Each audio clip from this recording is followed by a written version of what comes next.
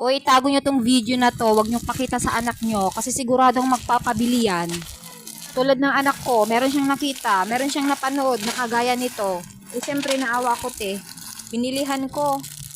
Grabe, kala ko kasi mahal. Ang mura lang naman pala, 68 pesos lang. Kumpleto na rin pala to. Meron na siyang scissor.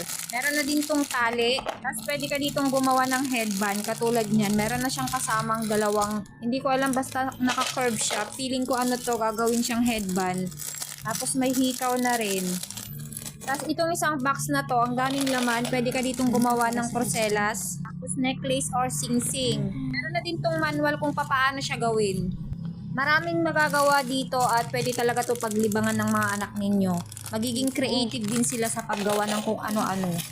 Kaya naman ilalagay ko na lang yung link dyan sa yellow basket ko sa baba. Kayo nang bahalang pumili ng design and colors. Check out na!